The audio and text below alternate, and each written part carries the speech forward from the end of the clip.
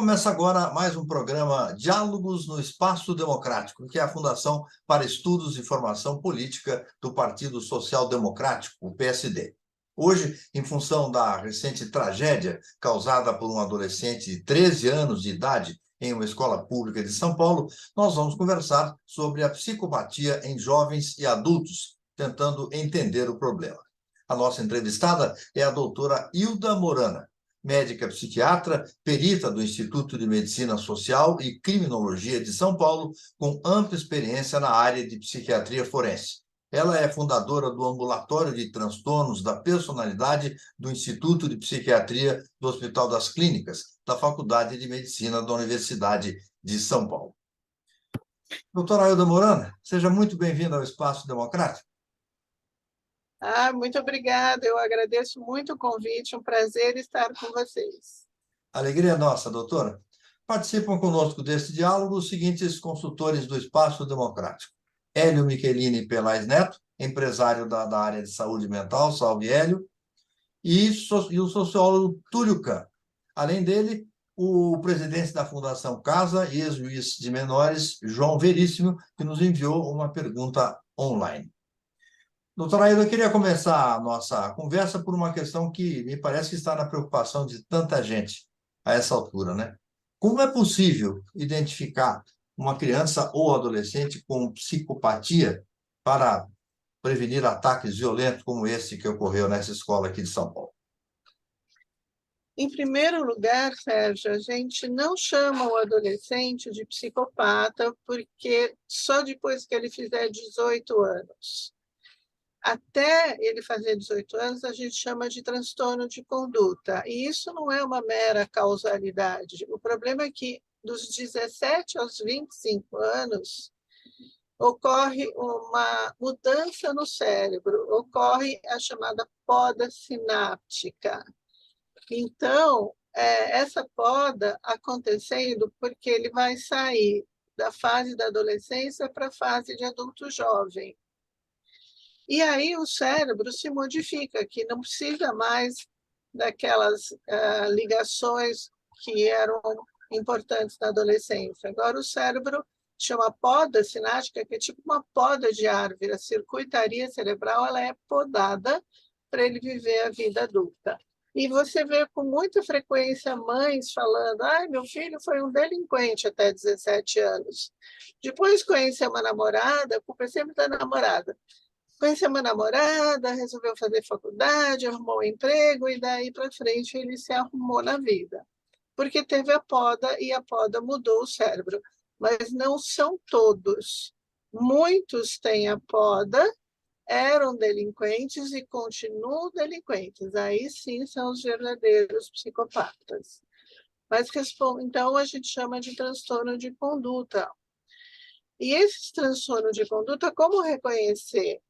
Os pais têm que estar muito atentos aos seus filhos adolescentes, porque quando eles começam a ficar mais agressivos, mais quietos, com assim, intolerantes, com companheiros que são meio estranhos, a família tem que saber o que ele está fazendo e olhar o que ele procura na internet, porque, em geral, o psicopata ou o transtorno de conduta, eles querem matar. Matar é uma coisa muito excitante para eles. Então, eles ficam planejando como matar. Esse moleque, agora de 13 anos, que matou a professora, desde os 11 ele está planejando esse crime. Né? Então, e é assim mesmo que acontece, eles ficam planejando, isso tudo dá muito prazer para eles até que eles chegam na ação final. Então, como descobrir isso? Só olhando no computador do adolescente, vendo a mudança de comportamento, vendo que tem alguma coisa errada. E você viu que tem alguma coisa errada, imediatamente converse com ele, encaminha para um psiquiatra especializado em psicopatia, que é muito raro, não tem, mas encaminha para um tratamento, porque alguma tragédia vai ocorrer. porque eles Só, planejam com um certo tempo de antecedência. só para completar a pergunta, no caso das escolas, quer dizer, os pais podem ter acesso mais fácil, talvez, ao computador do aluno, ao seu comportamento e tal. No caso das escolas, os professores e tal, há algum tipo de sinal mais específico, alguma coisa que dê para levar a essa suspeita? É uma mudança de atitude do aluno. Ele começa a planejar fazer um movimento de matança numa escola, ele fica mais recolhido, mais quieto. O professor pode mudar que há uma alteração do comportamento. Ele já se desinteressa pela matéria ensinada, porque ele está focado naquela grande obra que ele vai fazer. Ele vai chegar e vai matar as pessoas. Então, ele está com a atenção dele focada nisso, e aí ele fica desatento, ele tem uma mudança repentina de comportamento. O professor deve conversar com ele, conversar com os pais dele, depois que conversou com ele, com os pais, ter uma reunião conjunta com ele, e com os pais, e tentar ver o que está acontecendo. Se perceber que ele está planejando alguma coisa, imediatamente leva para um especialista. Hélio Michelini, sua vez. O quê? Obrigado, Sérgio. Obrigado, Sérgio. Obrigado, Túlio. Doutora, prazer enorme estar com a senhora. As circunstâncias são trágicas, mas é sempre um prazer conversar com a senhora e aprender com a experiência, a vasta experiência que a senhora tem em criminologia e na elucidação das vertentes psiquiátricas em certas incidências criminais. Então, o que eu queria começar, na linha do que a senhora comentou, eu queria perguntar, é possível, então, fazer uma separação entre agentes criminosos que praticam crimes contra a vida e descartando os crimes contra o patrimônio, contra a honra, contra o erário, mas basicamente, mais especificamente nos crimes contra a vida, é possível separar os criminosos comuns de agentes que padecem um transtorno mental? Sim, é possível, justamente. O que rouba, o que furta, esse é um delinquente comum, ele faz isso sempre, né? Agora, aquele que vai praticar um crime contra a vida, ele é uma pessoa diferente, né? Ele é muito mais agressivo, ele é muito mais frio, isso desde a infância. E ele gosta de coisas perigosas, né? Então, de criancinha, ele gosta de subir no teto da casa, pular da janela. Ele é muito excitável, né? Isso desde criança. E é uma pessoa que a mãe fala, olha, doutor, é insuportável, ele é levado, ele não para quieto, e ele gosta de coisas perigosas e agora ele está diferente, né? Quer dizer, ele está mais quieto, tá diferente.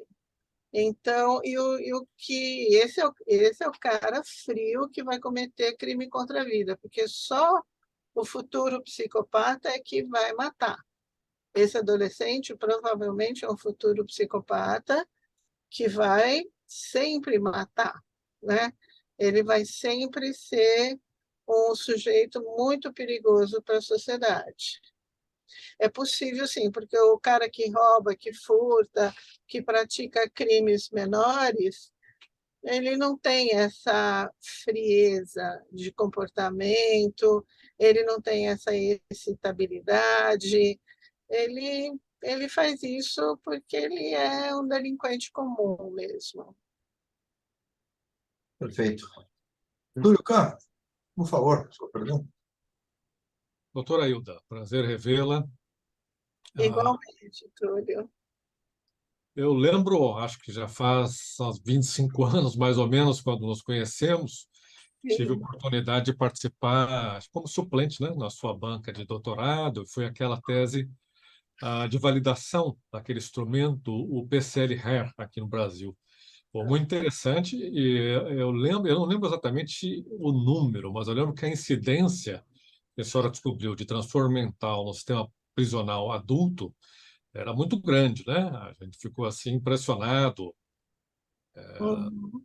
Então, eu gostaria de saber se no caso do sistema juvenil existe algum estudo mais recente, parecido, que a gente sabe estimar a quantidade desses jovens que estão lá internados, por exemplo, aí na Fundação Casa, né?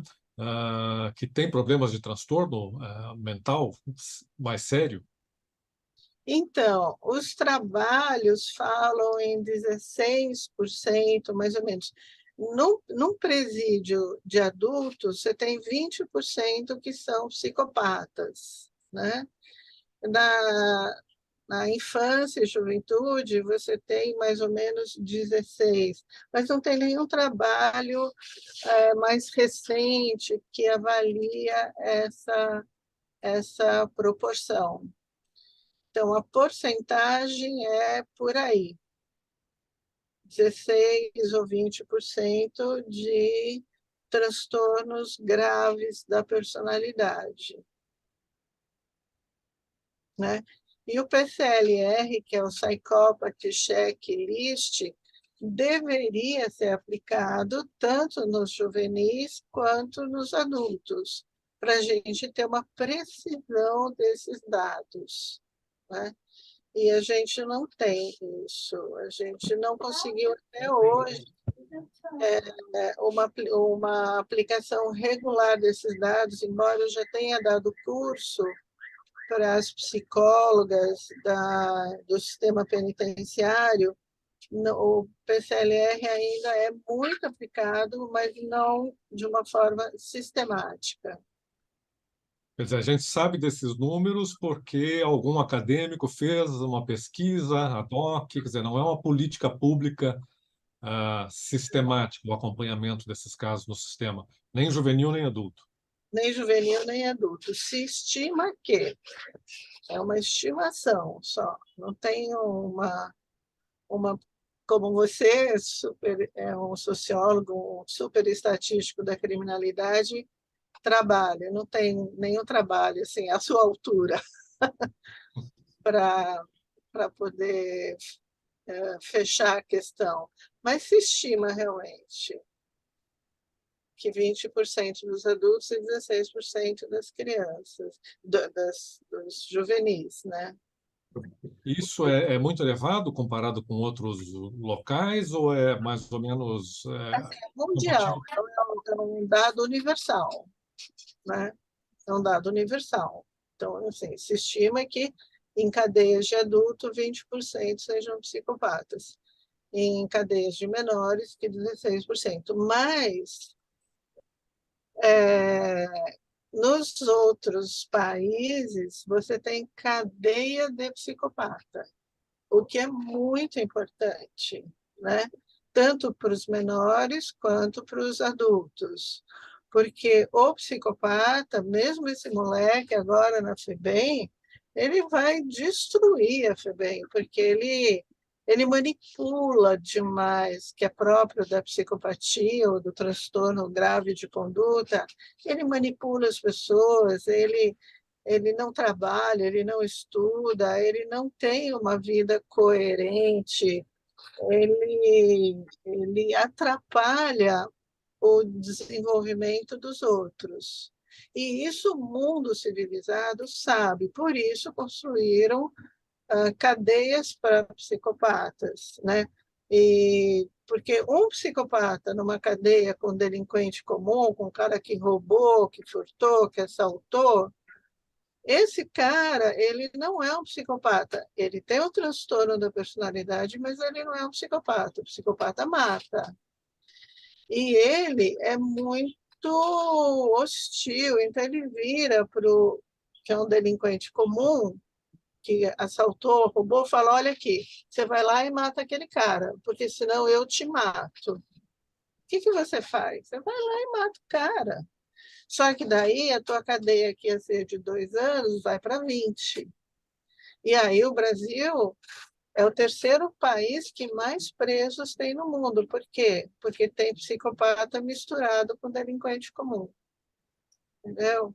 Isso ocorre também na Fundação Casa. Também não tem uma separação para psicopata. A gente tem até uma unidade que foi feito para isso. Foi o Champinha, foram alguns delinquentes, alguns transtornos graves, foi aquele que matou a Liana Friedenbach, enfim, foram alguns. Existe até hoje essa unidade em São Paulo, mas assim, com pouquíssimos sujeitos. Mas é a nossa experiência em cadeia de psicopata. São juvenis, hoje eles têm 20, 25 anos, e eles estão lá com mandato judicial custodiados pelo Estado, mas a nossa experiência com cadeia de psicopata foi essa unidade, né? Mas, assim, era para ser uma unidade para 400, e é uma unidade que deve hoje ter 4 sujeitos. Você imagina uma unidade inteira da Fundação Casa para cuidar de 4 sujeitos, né? Então, não sei o que acontece. Por falar em Fundação Casa, doutora Hilda, nós podíamos agora ouvir a pergunta do presidente da Fundação Casa, o doutor João Veríssimo. Vamos ouvir. Boa tarde, doutora Hilda. Meu nome é João Veríssimo Fernandes, eu sou presidente da Fundação Casa. A Fundação Casa é responsável pela custódia dos adolescentes cumprindo medida socioeducativa.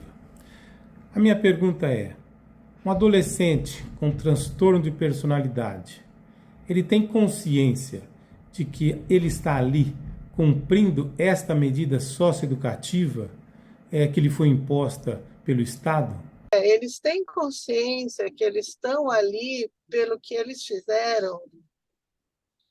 E a minha resposta é: eles têm plena consciência.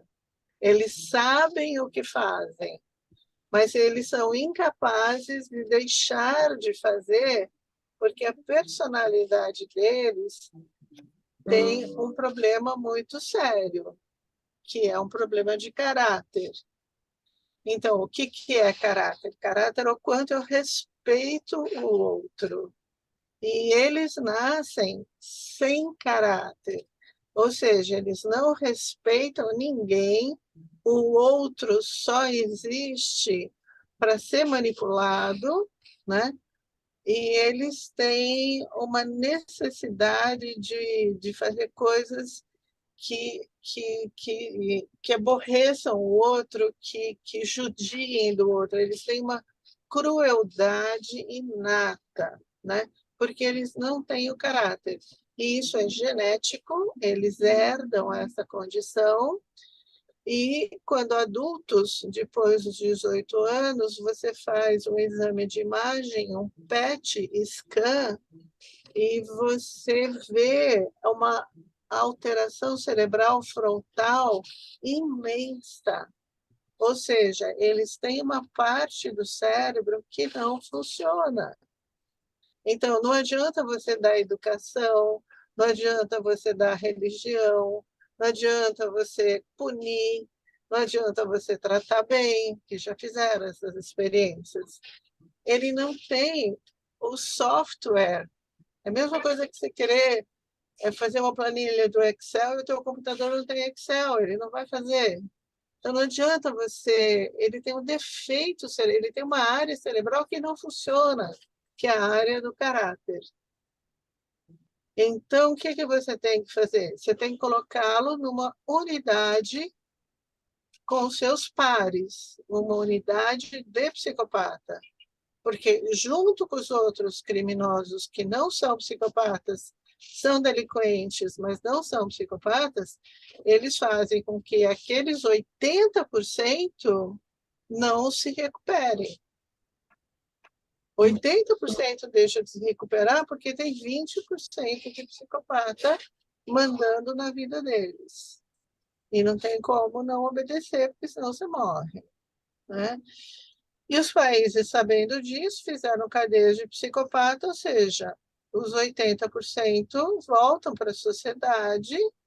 E o Túlio Kahn fez uma pesquisa, ele viu que o delinquente comum, ele, não sei se o Túlio lembra, ele reincide até 3 vezes, em roubo, em assalto, em furto. E depois disso, ele monta uma mecânica, um salão de beleza, e ele, entre aspas, se ressocializa, porque ele não quer mais ir para a cadeia é muito ruim. Então, eles vão saindo rapidamente nos países decentes que têm cadeia de psicopata, eles vão saindo da cadeia, e você precisa de muito menos cadeia do que no Brasil, porque é todo mundo junto, e o delinquente comum não sai da cadeia porque o psicopata está lá mandando nele. E uma coisa que seria eficiente seria a gente ter um ambulatório de psicopata, como eu tive no HC durante 10 anos. Então, vinha o pessoal da FEBEM, na época era FEBEM, vinha os pais, a psicopata tem pai e mãe. Fala, doutora, meu filho é impossível, meu filho judia das outras crianças, judia da gente, judia de todo mundo. E aí a gente trata esses moleques, mas tem que ter um local para onde eles são dirigidos. E teve no HC durante 10 anos, até que por um problema de colegas meus lá do HC, enfim, aquelas coisas que acontecem em universidade, o ambulatório fechou. Mas o governo devia fundar um ambulatório só para transtorno de conduta e psicopatia. A mãe percebeu, a professora percebeu que o moleque está diferente, manda para esse ambulatório. Nesse ambulatório, as pessoas, os psiquiatras, os psicólogos, vão ser especializados em psicopatia, vão tratar, porque lá no HC, eu fiquei 6 anos fazendo uma pesquisa para achar uma medicação que atenuasse esse comportamento. E achei essa medicação, ela faz com que essa excitabilidade do sujeito, que faz com que ele fique planejando matar, diminui, porque ele é uma medicação que inibe a excitabilidade do cérebro. Então, eles ficam sem essa excitação de querer fazer alguma coisa. Não resolve, mas ajuda muito. Os pais falam, nossa, doutora, está muito mais fácil lidar com meu filho agora. Então, a solução para que esse número que vem aumentando, né, brutalmente de moleques que entram na escola e matam pessoas, isso ocorre por uma imitação. O adolescente adora imitar, adora ser admirado por alguma coisa que ele faça. Enfim, esse comportamento com ambulatório de psicopatia iria diminuir, porque a gente iria medicar esse sujeito antes de acontecer isso. Mas o governo não tem essa ideia. Na verdade, eu ia justamente nessa leitura, né? Que, pelo que eu entendi, quer dizer, a grande questão está atrelada à motivação do crime, né? Porque o direito ele trata também o ato criminoso uma variável aí de uma combinação de circunstâncias objetivas e subjetivas. Você tem aspectos que vão agravar ou atenuar um determinado ato, até chegar à exclusão de ilicitude, né, legítima defesa. Então, de repente, até quem mata em legítima defesa não seria necessariamente um psicopata. Né? Agora, claro, então, aí que eu pergunto, se as variáveis sociais, econômicas e culturais se elas realmente impactam no ato delituoso daquele sujeito que é doente mental. Porque se elas não impactam tanto, doutora, em que medida eu posso falar em responsabilidade? A mídia faz isso, né? A culpa do pai, que era um agressor, a culpa é da mãe, que é negligente. Até que ponto a família ou o Estado mesmo é responsável na prevenção? Porque uma vez, tudo bem, detectado o crime, aí falta o ambulatório que a senhora citou. Cadê o aparelhamento para coibir novos atos, para tratar uma pessoa que está identificada? Mas e na prevenção? É possível falar em responsabilização do Estado, em responsabilização da família, quando não se sabe o que pode acontecer? A gente tem que orientar os professores nessa mudança de comportamento dos sujeitos, né? O Estado tem a sua parcela de culpa, porque não monta um ambulatório, não faz nada, absolutamente nada em relação a isso. E esses sujeitos, eles herdam dos pais. Então, normalmente, vai ter um pai drogado, vai ter um pai delinquente também, vai ter uma mãe prostituta, vai ter não sei o quê. Ou não, ou é o avô, ou é o bisavô, ou é o tio, né? Ou seja, ele herda essa questão. Então, não adianta você educá-lo, não. O que adianta é você observar o comportamento dele, porque ele está planejando, ele planeja durante 1, 2, 3 anos isso. E você tem que pegar na hora que ele está planejando. Por isso, você tem que ter atenção a ele, tanto o professor quanto os pais. Mas não que o pai e a mãe sejam culpados dele, deixaram de dar atenção a ele. Isso nada, ele herda essa questão. Então, não tem realmente o que fazer. Mas é claro que uma família disfuncional, ele vai apresentar essas alterações mais facilmente. Uma família funcional, ele vai ter mais dificuldade em, por exemplo, nos países desenvolvidos, por exemplo, Inglaterra. Inglaterra você tem câmera em todo lugar, até no banheiro do shopping você tem câmera, né? Então, o sujeito sabe que se ele fizer, ele vai preso. Aqui no Brasil, ele não tem nada, ele faz a hora que ele quer. Tanto é verdade que nas nossas cadeias a gente tem um número, o Túlio Kahn sabe disso, a gente tem um número de estrangeiros muito alto. Que os estrangeiros falam, oba, eu vou para o Brasil, porque lá eu estou livre, leve e solto para fazer o que eu quiser. Entendeu? Eles vêm muito para o Brasil. Nasce 1 a 3% de psicopata ou de transtorno grave da personalidade. Nasce no mundo inteiro. Mas permita uma dúvida que está me incomodando aqui na pergunta, na resposta do tema, que é o seguinte. Então, essa questão de são os jogos, são os videogames violentos que induzem, que fazem os filmes, né? Nada disso. A pessoa é genético, a pessoa é psicopata e tem a tendência a praticar violência e fim de papo. É isso? Tem vários trabalhos mostrando de videogames violentos e tem até um livro falando videogame não gera psicopatia, não leva a crimes violentos. Então, o videogame não leva. É claro que o sujeito vai praticar o crime com a cultura dele. Se ele é um lavrador, ele vai matar com uma enxada. Se ele é um sujeito que vive de videogame, ele vai imitar o videogame. Por exemplo, lembra do caso do atirador do shopping? Ele imitou um videogame, o Duck Nukem, que é o nome do videogame. Ele faz exatamente o que o Duck Nukem fez.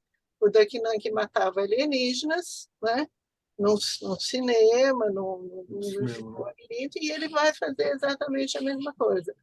Mas a culpa não é do Duck Nukem, é que é a cultura dele, né? o filme violento, o videogame violento não leva ninguém a matar ninguém, a ser um psicopata. O psicopata herda e tem um defeito cerebral, ou seja, ele nasce psicopata e morre psicopata. Não tem o que fazer. Tem essa medicação que atenua, mas atenua só, não resolve. Duas pesquisas que me chamaram a atenção recentemente, né? Queria que a senhora comentasse. Primeiro, é essa pesquisa chamada PENSE, é uma pesquisa do IBGE, feita com o Ministério da Saúde, e ela tem um módulo de saúde mental. É feita com estudantes de todo o Brasil, do 9º ano fundamental. E eu achei os números estarrecedores, né? 3% dos jovens, 3,5% que não tinha nenhum amigo, né? Quase 24% deles têm ideação suicida, quer dizer, já passaram pensamentos na cabeça de que a vida não vale a pena, né? E se não me engano, perto de 1/3 dizem que ninguém se preocupa com eles nunca. Quer dizer, as proporções são enormes, né? Então, o que é interessante é isso. O problema de saúde mental, é lógico que a gente está falando de traços leves, né? Não de psicopatia, de coisas mais sérias, mas é enorme. Então, às vezes, dá um medo um pouco, a mídia, ela criminaliza a doença mental, né? Então, você tem aí milhões de pessoas que são portadoras de as síndromes mais variadas, e uma minoria ínfima é que vai se converter num assassino, né? Então, isso tem a ver com a outra pesquisa, que no Brasil a gente só tem, acho que, 16 casos nos últimos anos, 35 mortos, desses mass shooting, né, como eles chamam, mas nos Estados Unidos é mais de um por dia, eles têm centenas de autores, e já tem, então, uma base, eles fizeram lá um estudo, e o que eu achei interessante, a mídia, depois né, que acontece algum caso, vai lá e pergunta para a família ou para a escola, ele tinha alguma doença mental, né? E aí aparece lá na matéria, um tinha toque, o outro foi diagnosticado com esquizofrenia, o outro psicopata. Mas, enfim, as coisas mais díspares, né? Então, o que é interessante é isso, não tem uma doença mental específica por trás desses, né? Aparentemente. Então, às vezes parece também que é isso, que a mídia criminaliza e que ela vai atrás, né, da doença mental para justificar uma coisa que a gente quer entender, né? Como é que um menino vai lá, pega uma metralhadora e sai, né, matando os coleguinhas? Deve ser um problema de doença mental. E às vezes, tudo bem, o cara tinha toque, mas não é isso que, né, vai fazer com que ele cometa um ato desse tipo, né? Exatamente, Túlio, foi muito bom você tocar, porque doença mental não tem nada a ver com transtorno grave de conduta, nem com psicopatia. O doente mental, ele ouve vozes, ou ele tem um delírio, ou ele tem uma depressão, ou ele tem uma ansiedade, ou ele tem um toque, ou ele tem um transtorno afetivo bipolar, que dá sintomas específicos, não tem nada a ver. Então, o psicopata, ele não é doente mental. Ele é um defeituoso, ele é um deficiente mental. Uma área do cérebro dele não funciona. Então, ele tem uma deficiência mental e não uma doença mental. O doente mental, quando ele ouve uma voz que fala, esse cara vai te matar, ele vai lá e mata o cara, né? E ele vai matar pessoas próximas a ele, pai, mãe, irmão, vizinho, pessoas que estão próximas a ele, porque ele ouviu uma voz e vai matar. Aí ele é custodiado, ele vai lá para o cadeião de Pinheiros, e aí ele mata o colega de cela, que ele está ouvindo a voz, ele está fora de si, né? E muitas vezes não é nem esquizofrenia, são surtos psicóticos, onde a pessoa fica 2, 3, 4 meses ouvindo aquela voz, tendo aquele delírio, e aí ela vai e mata, né? Mas ela não planeja. O psicopata planeja, né? Ele planeja com muito tempo de antecedência todos os passos que ele vai dar e como que ele vai, se for pego, como que ele vai se safar, né, da polícia. Então, o doente mental não tem planejamento. De fato, o IBGE mostra que tem muito mais tentativa de suicídio, de depressão, de ansiedade. De fato, depois da Covid, 2 anos presos em casa, todo mundo ficou mais doente, isso é fato. E também é fato que depois da Covid, os adolescentes não querem mais ir para a escola. É um absurdo isso, né?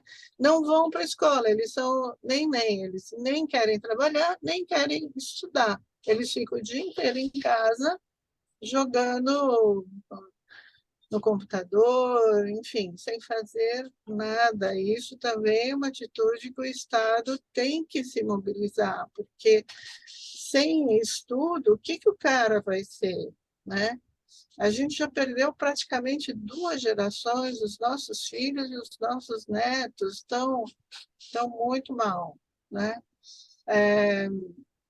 De fato, tem muita doença mental, muita depressão, muita ansiedade, mas isso não tem nada a ver com psicopatia.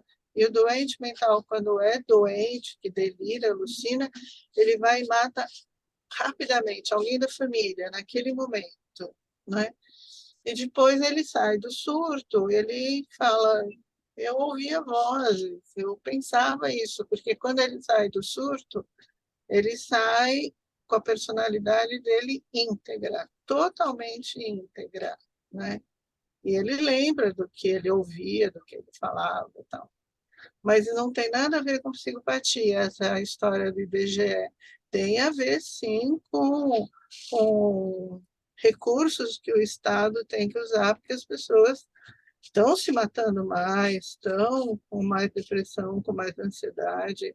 Realmente o mundo mudou depois da Covid, mas sem relação com psicopatia. A psicopatia continua 1 a 3%, né? E de uma forma herdada.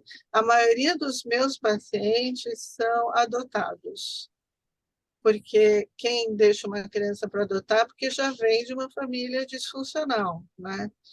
Então, a maioria são pacientes, tem muito paciente biológico, mas tem muito mais adotados. Doutora Ailda Morano, Oi. bastante esclarecedora a sua conversa aqui conosco hoje. Queria agradecer demais a sua gentileza de nos atender. Abre um espaço para um recado final, se a senhora assim quiser. Eu gostaria de pedir que o governo, que a prefeitura abrisse um ambulatório para psicopata e para transtorno grave de conduta. Isso vai diminuir e muito essas ocorrências na escola, né? Porque a professora percebeu que o moleque está diferente, o pai e a mãe perceberam, traz na dúvida, né? Traz na dúvida e lá a gente vai cuidar dessas pessoas. Não que a gente vai ter 100% de... Não, mas a gente vai diminuir, né? Então, meu pedido fica em aberto aí para o governo. Meus agradecimentos mais uma vez, também aos nossos companheiros, Hélio Michelini, Túlio Kahn, Dr. João Veríssimo, e agradeço a você que acompanhou esse diálogo no Espaço Democrático mais uma vez. Até o próximo programa.